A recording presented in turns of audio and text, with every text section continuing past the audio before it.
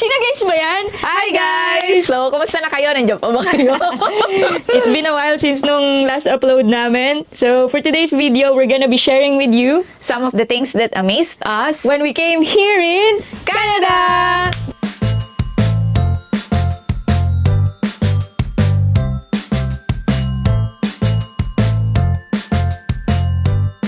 feeling ka dadating pa lang sa Canada kung makapag-share. Gano'n ka na ba katagal dito? Ano na, mag 4 years na ako sa Feb. Ako. Ikaw? 1.5 year? Ay nga, ganon. So, sa sobrang tagal namin mag-upload. Actually, na-shoot na namin to nung summer. Winter na ngayon. Ni-reshoot lang namin para mukhang fresh. Para updated. Parang ang pangit naman kasi i-upload natin ng winter. Tapos nasabi ko doon na, dahil summer na yun. So, yan. Disclaimer lang, yung mga experience na ma-share namin dito, based dito sa location kung nasan kami sa Canada. So, ngayon ay nandito kami sa Nova Scotia, Canada. So, yung first thing na ma-share ko sa inyo ay, since na-mention ko nga na yung experience na may share namin sa inyo ay based lang kung nasa ang location kami, since sobrang laki talaga ng Canada. Ganon kalaki. Ganon kalaki, nakaka-amaze. Nung dumating ako dito, thinking ko, mag-iibang bansa lang ako, parang katulad sa Pilipinas, may Luzon, Visayas, Mindanao, tapos nung nag-UAE ako, may Dubai, Abu Dhabi, Sharjah, ganyan. Yung parang mga provinces. So, not knowing na ganun siya kalaki. Kasi ang Canada ay meron siyang 10 provinces tsaka 3 territories. Tapos, kung nasan kami ngayon, yung Nova Scotia, isa siya dun sa pinakamaliliit na province. So, syempre yung ibang province like yung Toronto, Saskatchewan, Vancouver, yung mga ganyan, mas malalaki siya compare dito sa Nova Scotia. Kung malagyan mo to, ikaw mag-edit, di ba? Lagyan mo ng map. Parang nung una natin usapan, ikaw maglalagay ng mapa. So, yun, lagyan mo ng map yan. Bakit ako Para makita nila. So, yun, yun nga, parang yung Canada, 10 times, or hindi naman, siguro OA naman ako sa 10 times. Siguro mga 6 or 7 times siya ng Pilipinas. To the point na, yung second na thing na na-amaze ako, pagdating ko dito, ay iba-iba na siya ng time zone. Oo, kasi nag-land ako noon first sa Vancouver, tapos in-update ko yung pinsan ko na andito na ako, ganyan, like ganitong oras. Na-realize ko na ibang oras na sa kanila kasi matutulog na sila nung time na yon. Ako nandito sila sa Nova Scotia, tapos ako nasa Vancouver, tapos sabi nila, oh sige, patulog na kami kasi 11 na dito, tapos doon 7 pa lang, ganyan. Sabi ko, ha? Ganyan. Kasi syempre, kahit naman nagawa mo yung research mo, may mga mamimiss ka pa rin. Kagaya nun. Tapos ikaw, anong na-amaze ka pag first na pagdating mo dito? Una, yung friendliness ng mga tao dito. Like, sobrang bilis nilang bumuo ng, yung mga small talks lang ba? Tapos aabot na ng Oo, kagaya nun. Yung lumapag tayo dito sa Toronto yun, di ba? Tapos, papunta na ng Halifax, yung pinakamalapit na city dito. So, 2 hours yon sa airplane. May mga nakatabi ako kasi hiwalay kami nun ng seat. Dalawa silang Canadian, I think. Tapos, nagkwentuhan sila, hindi sila magkakilala, dun lang sila nagkita sa magkatabing upuan sa eroplano. Tapos, buong 2 hours na yon magkakwentuhan lang sila. Parang ang tagal-tagal na nilang magkakilala. O, ganun sila. Tsaka pag magbati sila sa'yo. Oo. Like, makasalubong mo lang sila kahit hindi ka nila kilala. How are you? How's your day? Mga ganon. Dalawa kasi, dalawa yung nabigay ko. Okay. So, yung pangalawa, parang second day ko dito noon, mula nung dumating ako, tawag dito, may mga inasikaso kami na pagbubukas ng bank account, tapos yung photo ID at saka yung SIN yung tawag dito, pero ang katumbas niya sa Pilipinas ay PIN. Yan, tama ba ako? Kasi parang ano mo siya, ano ba, social insurance number sa atin, tax identification number. So, ginagamit siya for filing ng tax, tapos ayun yung parang basta yun, guys. Importante siya sa lahat ng transaction dito, ganon. So, ano ba yung una nating inasikaso nun? SIN. SIN, kasi kailangan siya sa bank. Ayun. So, yun yung una naming inasikaso. Umalis kami dito sa bahay mga 8:30. 8:30, ganyan. Kasi yung bukas naman ng mga opisina dito ay 8:30, mga ganyan.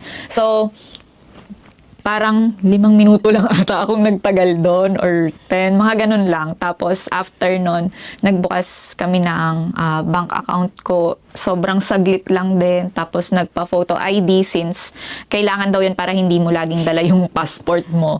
Ayun. Since wala pa siya. Wala pa akong PR card kasi nun. Waiting pa kami. Tapos ayun, parang wala po atang 3 hours yun, natapos na kami sa transactions namin.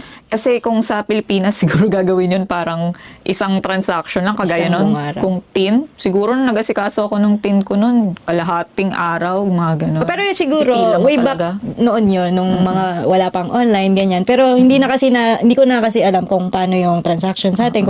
Pero yung bangko, hindi ako sure kung kaya ba ng ganong kabilis. Oo, kasi Oo. medyo Kasi matagal din pumipila sa- kasi sa atin sa bangko. Oo. Dito naman although may pila, pero ano lang, mild lang. Oo, basta- Tsaka mabilis lang. Wala nga share yung mga bangko dito eh. Kasi Wala. nakatayo ka lang dun sa counter. Tapos chika-chika lang kayo. Oo, super chika lang, gano'n. Tapos walang harang. Oo. Tapos super bilis, ayun. Parang after no, nung 3 transactions na yun, umuwi kami, tapos nakapag-grocery pa kami. Ay, parang before lunch natapos na kami. Tapos yun, nag-grocery kami after lunch. Ganyan. Medyo marami pa kami nagawa after nun. Sobrang So, yun. productive nung araw na yun. So yun, parang quick and easy. Yan, yung government services dito. Yun. Ano nga ba yung third ko? Third na hindi naman ako na-amaze doon, na shock lang ako ba. Kasi anong first na dating ko dito, syempre, budgeted yung pera mo, no? Kung ano lang yung budget mo, ganyan, yun lang. Taray may budget. Salamat sa sponsor po. sa babaon. So, ayun. Syempre, pag bagong dating ka, kung ano lang yung hawak mo, yun lang yung pwede mong gastusin, ganyan. Tsaka, titipirin mo kasi mag-start ka pa lang, sa sahod ka pa lang, ganyan. So, syempre, first thing na gagawin mo, mag-grocery ka ng mga kailangan mo. So, pagdating ko doon, ang hilig ko kasi kahit sa Pinas, ewan ko kung na-notice mo yun, pagka makita ko na yung item, kukompute ko na, i-add ko na siya lahat-lahat. Kasi gusto ko, pagdating ko sa counter, sa bayaran, prepare ako na, ganitong amount lang yung babayaran ko. So, dito, ganun, ginawa ko yun nung first day ko. Pagdating ko doon sa counter, parang mas mahal yung babayaran ko. Kasi pala, doon sa mga price tag na nandun sa aisle or kung saan nakapwesto yung mga items, hindi pa kasama yung tax. Dito sa Nova Scotia, may 15% tax.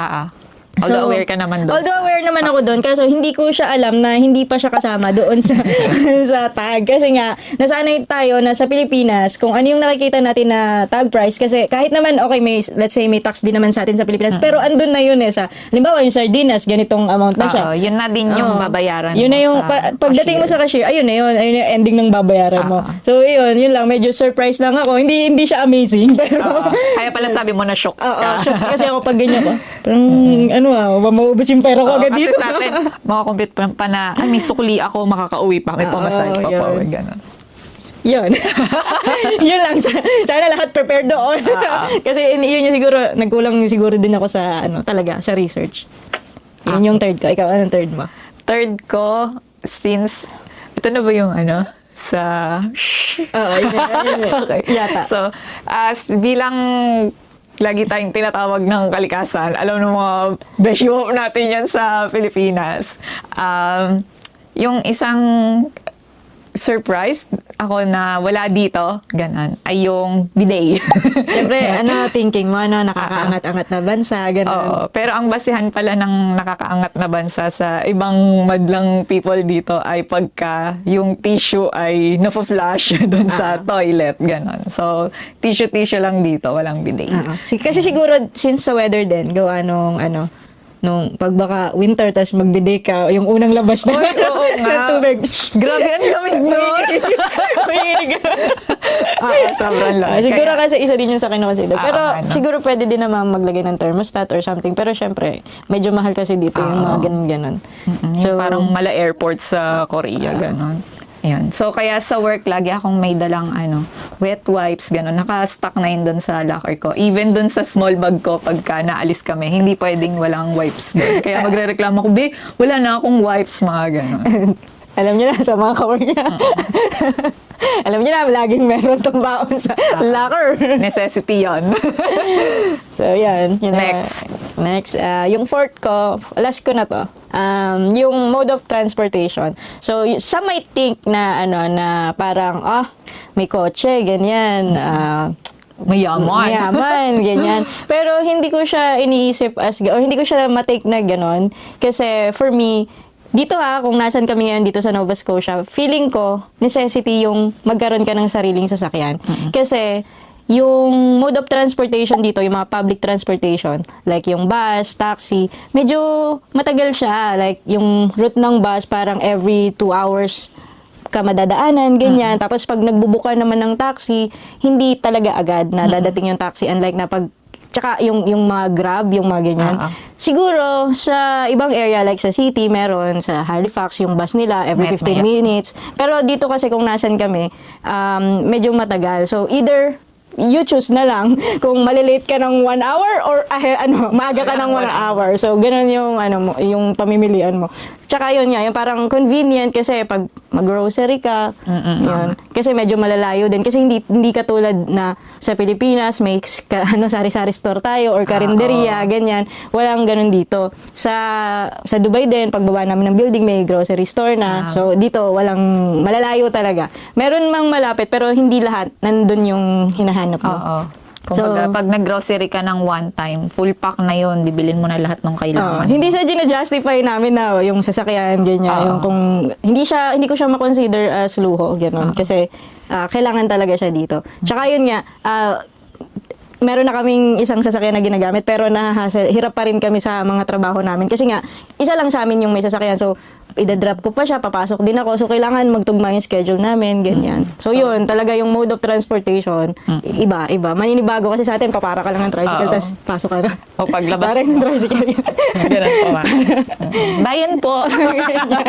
Tapos pag-ayaw ng tricycle, lalagpas lang sila. Okay lang, marami pa naman dadaan. Yun, dito kasi wala. Pag naiwan ka ng bus, wait ka na ulit ng 2 hours. Ganyan. Grabe, late na late ka na sa work. Doon ka na pumasok. Ka na magpakita. Call in ka na lang, gano'n. Char. Charot lang po. Ikaw, anong fourth mo? Yung pang-apat, yung sinasabi kasi to sa akin ng iba na dito daw sa Nova Scotia, hindi ko alam doon sa ibang province, pero kagaya nga nung sa disclaimer niya, dito daw sa area na to, pwedeng sa isang araw, maranasan mo yung 4 na seasons. Ayan. So, kagaya ngayon, winter. Winter. Ayan, di ba? So, I-upload mo to. Kailangan ma-upload mo to ng winter. Hanggang kailan ba ang patak ng yelo? Ayan. So, winter ngayon. Tapos, itong mga nakaraang araw, umuulan naman. Tapos, may mga araw din na mainit. Bukas mainit. Talaga. Ayan, may araw na kahit may yelo, mainit. Tapos, ayun nga, maya-maya uulan. Tapos, kinagabihan, may patak ng snow. Pagkita mo sa madaling araw, may snow na yung sasakyan mo. Ayan. Tapos, yun nga, nung summer naman, mainit, kahit maulan, ganun. Kasi sa atin, pagka bumus, di ba, sa Pilipinas, pag maulan. Mainit muna, alam mo, uulan pag yung sobrang init. Tapos, medyo magko-cool down pag pumatak kasi umulan yung na ulan. Oo. Dito, kahit pumatak na yung ulan, grabe, sobrang init pa din. As in, ano yung term? Maalinsangan. Sa atin kasi, pagka umulan, nakakasenti. Oo. Dito, nakakainis kasi ang init. Ang init, gano'n. So, pagka nakita mo yung sa bintana, umuulan. Paglabas mo, lumabas ka ng pinto.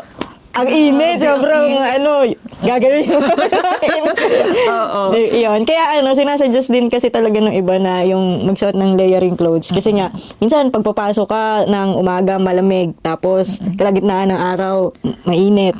Tapos pag uwi mo, umuulan. So, laging may raincoat ka. Oo, yung parang may kasamahan nga ako sa work na sabi niya lagi siya may baong jacket kahit umaga mainit, magbabaon siya ng jacket kasi mamaya pag uwi niya umuulan na o kaya malamig, yun, mga ganun. So, yun. Yun yung mga na-experience namin dito na di man amazing talaga, pero first, ma-amaze ka, tapos ma-shock ka, ganyan. So, kakaiba ba sa yun. experience natin sa Pilipinas? Ayun. Yan. So, yun lang, para dun sa mga nagbabalak pumunta kung sa mga parte ng Canada, yun, do your own research. Pero hindi naman talaga lahat ng mga na-research natin talagang kumpleto na. So, laging may bago tayong madidiscover. Kaya, yun yung mga sinishare namin sa inyo, yung mga new discovery namin, ganyan. Yes. So, sana ma-upload namin to. Tsaka sana may natutunan kayo dito. Pa-share na lang and pa-subscribe sana dun sa YouTube namin. Kahit sobrang dalang namin mag-upload. Ayan. Thank you guys. See ya!